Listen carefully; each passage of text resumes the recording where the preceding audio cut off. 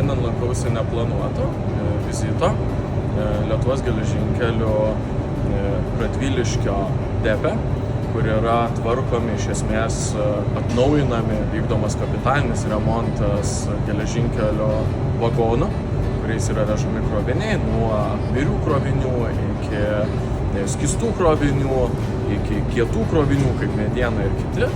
Mes turim didžiausią Radviliškyje depą, kur yra daromi esminiai darbai ir tie vagonai, kurie rieda mūsų bėgiais ir visi tautiečiai juos mato, tai jie remontuojami, prižiūrimi, atnaujinami yra būtent čia.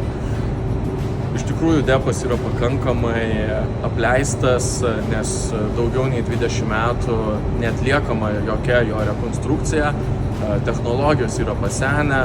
Ir iki 28 metų turim sudėlioję planą, pagal kurį bus atliekamas iš esmės kapitalinis depo remontas, atnaujinama visa įranga, modernizuojama, robotizuojama lygiai taip pat, kad būtų ir darbuotojams lengviau dirbti.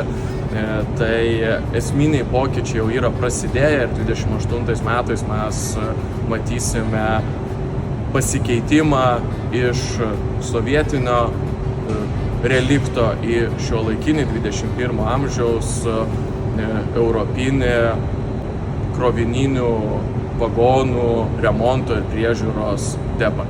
Kadangi vizitas yra neplanuotas, tai vadovybė geležinkelio visai neišsirikiavusi, toks ir tikslas mano atvykimo. Man nereikia, kad būtų pastatyta palapinė, pilstoma kava ir visi saliutuotų. Tikslas yra iš tikrųjų pamatyti, kaip vyksta darbas, susipažinti su darbuotojais, išsiaiškinti, su kokiais iššūkiais jie susiduria. Tai kalbėjausi su ne vienu darbuotoju, išsakė savo lūkesčius, išsakė savo norus, išsakė, kokie iššūkiai yra. Iš tikrųjų, pagrindinis akcentas buvo dedamas į seną techniką, seną įrangą, su kuria tenka jiems dirbti, tvarkant kapitaliai, remontuojant krovininius vagonus.